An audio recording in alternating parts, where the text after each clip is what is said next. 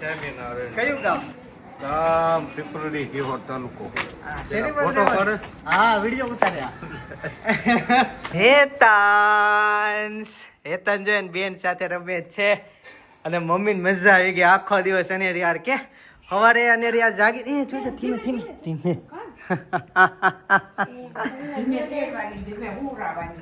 છે એમને રમવાનું. બે જણાને ફૂલ મજા આવી ગઈ છે અનેરી સાથે રમાડવાની. સવારે અનેરી ઉઠી પછી હુડાવવાની હતી તો મમ્મી હિંચકા ફોડે. બાર નહીં, મેં 1:30 કીધું. કાલે 12 કીધું પાછળ. સવારે ઉઠીને મેં કીધું 1:30 વાગે આવશે. હવે આવશે કલાક પછી.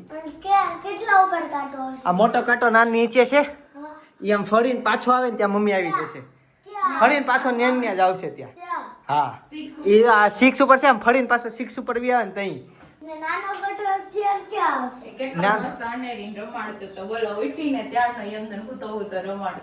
બે મજા આવી ગઈ બે જણાને રમાડવાની અનેરીને. બાકી ઈ કેવું તું મારે કે ફાઇનલી ભાઈ ને ભાભી જયપુર ગયા હતા તો ત્યાંથી રિટર્ન આવી જાય છે કલાકમાં. અને હું સવારે વ્લોગ સ્ટાર્ટિંગ નહોતું થયું એટલે તે 12:30 વાગે સ્ટાર્ટિંગ કરું છું. રિટર્નમાં ઓફિસેથી ઘરે આવતો તો દાદા મળી ગયા. દાદારે વિડીયો ઉતાર્યો એ તમે આગળ જોયો.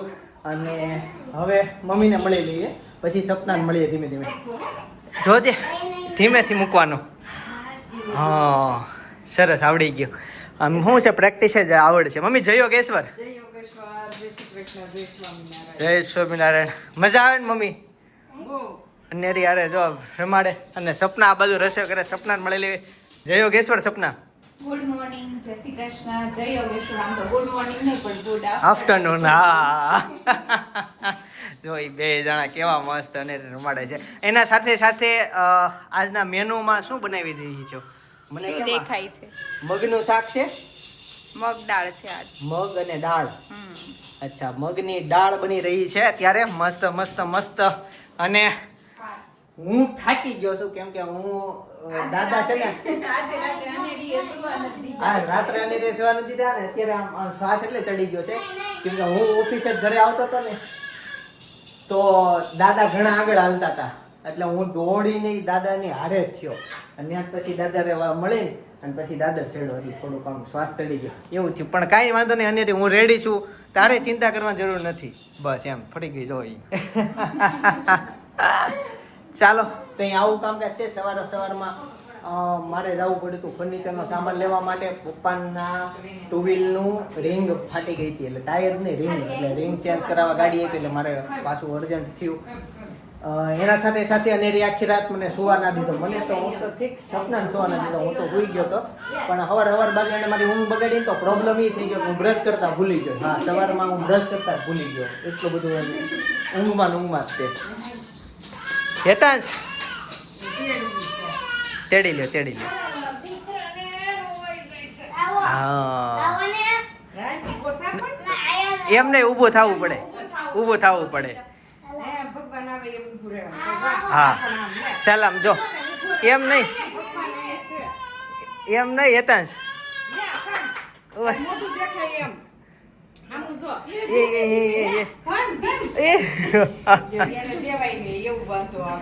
એમ થોડું હું કઈ રમકડું છે મારથી રેવાતું નથી. હાથ કળે છે, જલ્દી પકડો તો ફોટો નો પડવું તો પેલા કેવાય ને પાડી લેવાય. ઊંધી એને બહુ ગમે ઊંધું હોવું. એવું થાય પેટ આમ વાહે પછી હું એકનો એક રહેવું એમ. ખબર ન હોય ને ખબર ન હોય ને એમ ઉડે જવાનું. જો બસ પૂરી. પડે ને મમ્મીએ મને ઊંધી ઉડાવી છે તે છે ને રોવા મળે પેટ દબાવી. નહીં ઊંધી નહીં રહી. જો એને એવું કરે ને હતા તો બહુ ગમે. પણ તું નહીં હો, તું નહીં. તું તાર તેડતા શીખવાનું છે. અત્યારે રહેવા દે, ચાલુ ન મોઢા મપાય.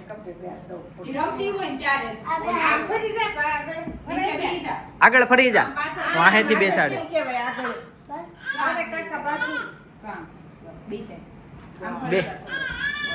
બસ જો બેહાડે ખંભે. એ હા હેતા વજન લાગે છે? હે નથી લાગતો વજન? જે મિત્રો રોજ કોમેન્ટમાં જય શ્રી કૃષ્ણ, જય યોગેશ્વર, જય સ્વામિનારાયણ કહે છે, મમ્મી આપે એનો પ્રત્યુત્તર આપીને કોમેન્ટ રૂપે આપે છે બધાને જય સ્વામિનારાયણ. હું જેમ બને એમ ટ્રાય કરું છું કે તમને સામું જય શ્રી કૃષ્ણ, જય યોગેશ્વર, જય સ્વામિનારાયણનો રિપ્લાય આપું. હર હર મહાદેવ લખું. ઈ બાને તમારી ભગવાનનું નામ લેવાઈ જાય અને અમારી લેવાઈ જાય. એટલે હું બધી કોમેન્ટમાં જેમ ને રોજ જ તે પેલા 1.5 મહિનાથી હું દરરોજ બધી કોમેન્ટનો રિપ્લાય આપું છું. તારે પણ ઉઠીને બોલવાનું છે જય યોગેશ્વર, જય સ્વામિનારાયણ, જય શ્રી કૃષ્ણ. આ પાછો બીવડાવે બહુ. એને પાસે ન લઈ જવાય. તમે ભાઈ બહેન નું કામ કુદરતી એવું જ હોય. આવું હા તને હજી નોટ લઈ દીધી હતી હું ફાડવા હાટું. તાર મમ્મી અહીંયા આવે ને એ જ તારા માટે રેડી છે. 3 બુક ફાડી નાખી 4 દિવસમાં. અને બાકી એની મમ્મી હોય ને તે 3 થી 5 8 જ પેજ. બુક તો પેરવાડીને તો પૂરી કરી લે. 4 બુક પૂરી થઈ ગઈ. આ ચોથી છે. એવું કેમ કરતું? તાર મમ્મી જાય તોફાન વધી જાય. તાર મમ્મી બીક લાગે તને? હે નો લાગે? નો લાગે એ ફાડે ને તો ગણીને ફાડે. વધારે ફાડે ને તો મમ્મી ખીજાય. એટલે ગણીને ફાડે. અને અત્યારે તો કોઈ ખીજાય નહીં. ચાલો તઈ હવે પછી રસોઈ બને એટલે મમ્મી આપણે બધા જમવા બેસી જાય. બરાબર? જમી લેવું તમે હા હું જમવા જ આવ્યો છું. એવું છે તો રોટી કરના. હા કરીને જમી જ લેવાય ને મમ્મી.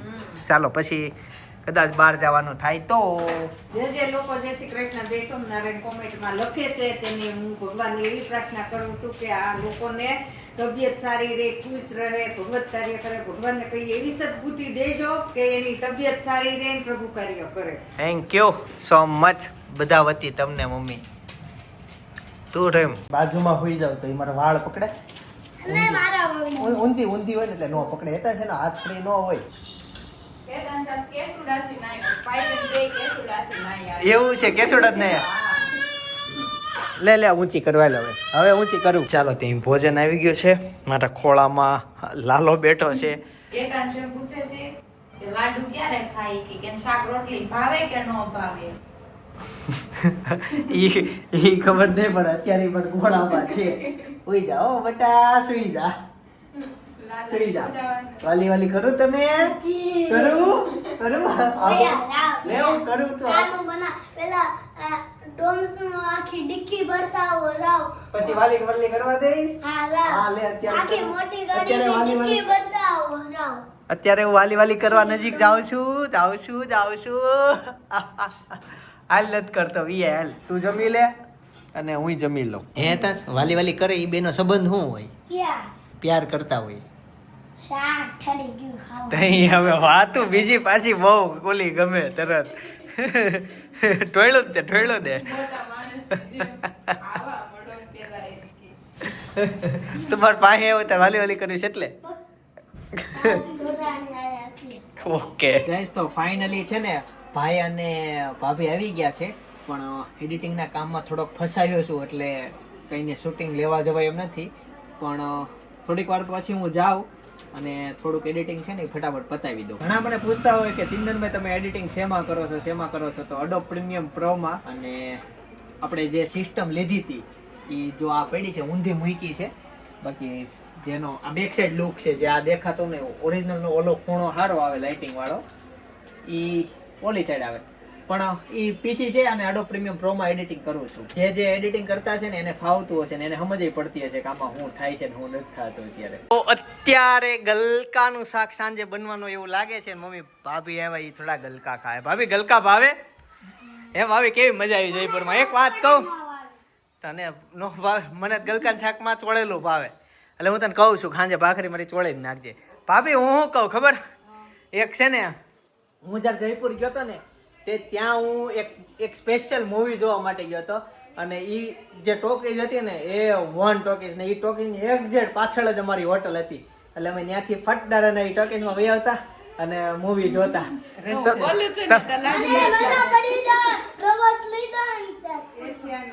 એશિયાની નંબર 1 છે થિયેટર ઈ જ ને. હા તમને કેમ ખબર? कुछ बातें बताई नहीं जा सकती.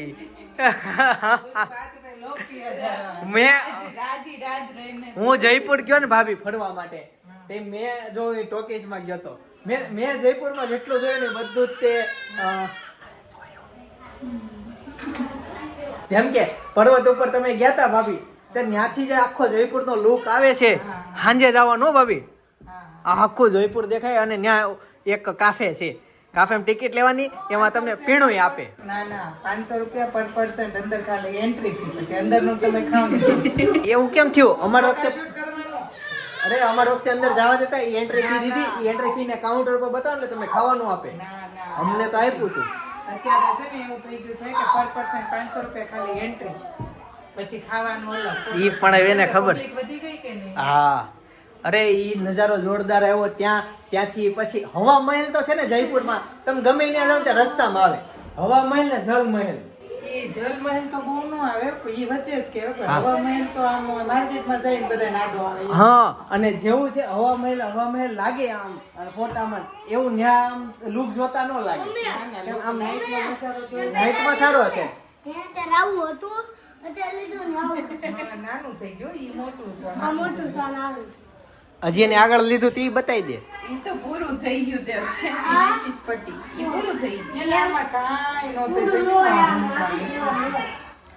બીજું ઈ કે ઈ જે છે ને દિવસે તમે આમ જાઓ તો આમ સાદું દિવાલ જેવું ટ્રાફિક એટલો એક્ઝેક્ટ રોડ અને ડિવાઈડર મૂકીને આ છે સિટી જે છે ને હા એ નાઈટનો નજારો છે. નાઈટ નો છે જોરદાર. અને દુકાનો બધે એક જ હરખા બેનર બોડિયા એક હરખું લખેલું અને એક એક્સ્ટ્રા શબ્દ નહીં બહુ મસ્ત. એક કોઈ કલર જ અલગ બ્લેક વ્હાઈટ થી લખેલું ને પિંક કલર પિંક દિવાલો એવું એટલે જયપુરમાં અમે જેટલું ફેરા હજી એક તમે નહીં જોયું બહારથી મ્યુઝિયમ જોયું કબૂતર વાળું ત્યાં બધા પ્રી વેડિંગ કરે એના અંદરની અંદર તો બહુ હશે બહુ હશે 2700 રૂપિયા હા એટલે કેમ કે અમે નહોતા ગયા એ સમય અમારું બજેટ નહોતું એટલે ભાભી નો જ ગયા અમે. 2700 રૂપિયા પર પર્સન મ્યુઝિયમ ની ટિકિટ.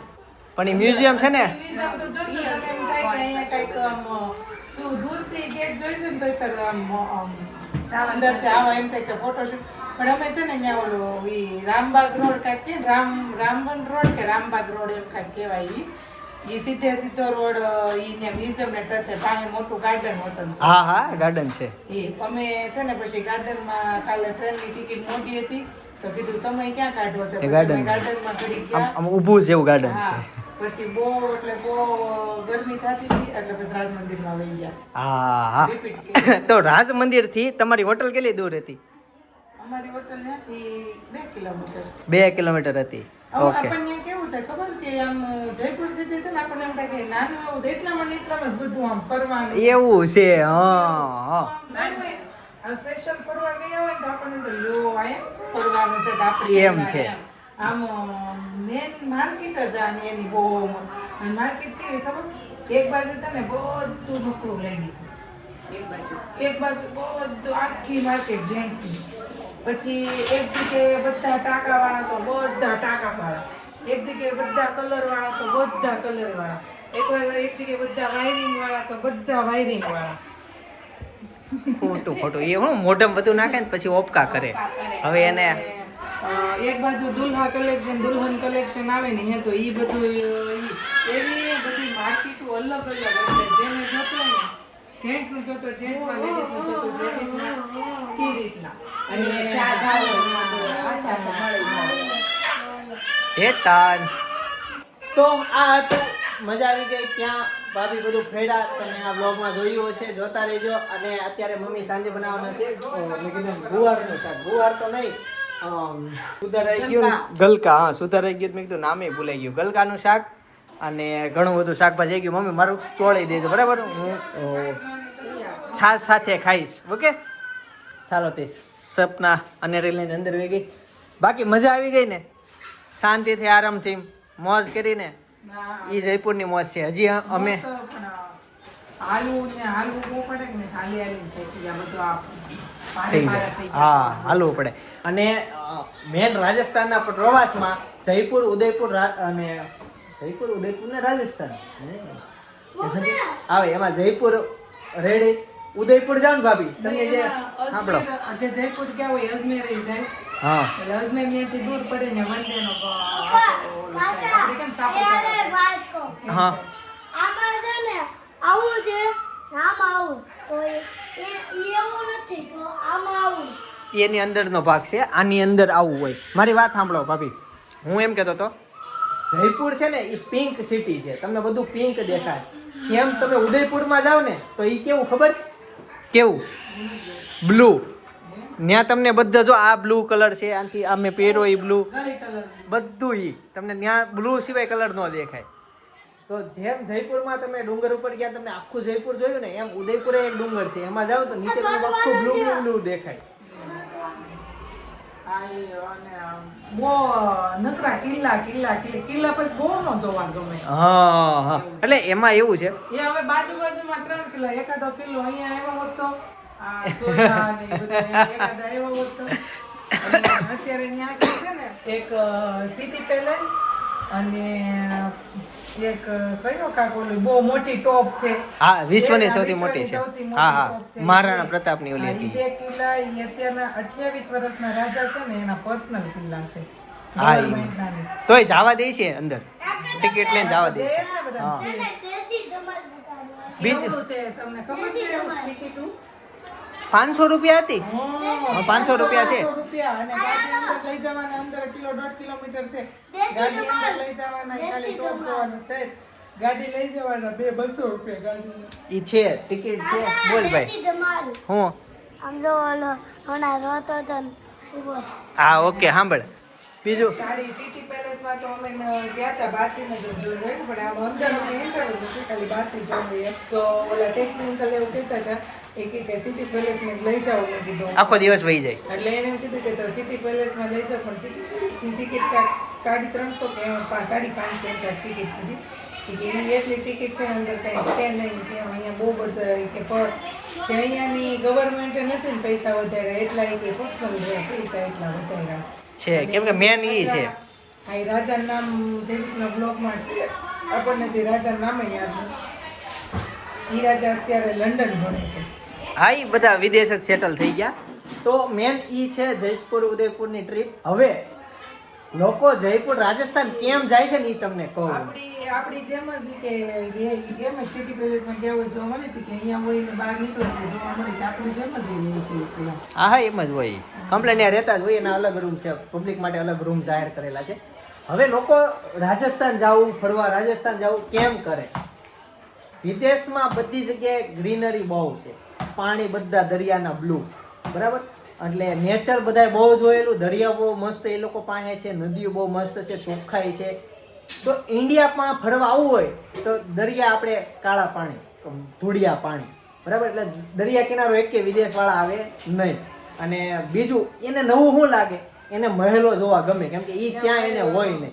એટલે લોકો વિદેશી પર્યટક રાજસ્થાન વધુ કવર કરે અને આપણે અહીંયા છીએ તો આપણને નેચર વાળું વધુ ગમે. જેમ કે સાપુતારા છે નીચે ઓલું કયું તમે ફરી આવ્યા તમને નથી ગયા ને હજી નીચે આપણે કેરલા ઈ તો આપણે બધાને ઈ લોકો આપણને વધુ ઈ નેચર જોવું ગમે. એ લોકો નેચરમાં તો રહે છે એટલે એને આવો મહેલ જોવા ગમે. એ લોકો મહેલ બહુ જોવા એટલે રાજસ્થાનનો ટૂર છે ને તમારા લાઈફમાં થોડોક લેટ કરવો. પહેલાં તમે નેચરવાળી જગ્યા વધુ પ્રિફર કરવાની કે આપણે પહેલાં ઉપર જમ્મુ કાશ્મીરમાં જઈ આવીએ. આ બાજુ કયું તમે ગયા હતા સિક્કિમ દાર્જિલિંગ જઈ આવીએ લદ્દાખ જઈ આવીએ નીચે કેરલા એ બધા ટ્રીપ પતે ને પછી તમારે રાજસ્થાનનો રાખવાનો. વચ્ચે છે ભલે નજીક થાય સસ્તી ટ્રીપ થાય પણ ઓલી બેમાં વધારે મજા આવશે તમને. ઓલું મહેલ તમે થોડાક જો એક જોવો ને પછી તમને એમ થાય કે આ તો હજી હવે એમાં રૂમમાં કાંઈ પડ્યું ન હોય બનાવે છે લે. અને ગરમી બહુ થાય અંદર એસી નથી. નહીં બટા માન ચાવ. અને છેલ્લે તો છે ને અમે ઓલા જોધાનો મહેલ કઈ ને હા એ જોધા અકબરનો ઈ મહેલમાં તો મંદર ગયા જ નહીં. આખી જેટલા ગયા એમાંય સિટી પેલેસ એક લઈ લો ને એટલે બધા મહેલ આવી ગયા બરાબર પછી બહારથી જોવાના રહે અંદર રૂમ જ હોય. આને શું એનું પ્રોબ્લેમ શું છે આને? તમે વાળિયામાંથી ને સ્કૂટી સાયકલ કાઢજો હાલ હાલ હાલ હાલ પછી સીડી છે અહીંયા હે ખુરશી હતી જોજો નીકળે તો નહીં ખુરશી જ ન નીકળાય. તો એ સાંજે પપ્પા આવે ને ત્યારે ઈ લાંબા છે કાઢી દે. ભાઈ મારા બર્થડે નો વ્લોગ એટલે ઘણો હિટ રહેલો. ઘણા લોકોએ જોયો જેણે નથી જોયો એના માટે હું બાજુમાં સજેસ્ટ કરું છું જોતા આવજો. બાકી આવતીકાલે સવારે 9 વાગે પાછા આવી જઈશ. જય શ્રી કૃષ્ણ જય યોગેશ્વર.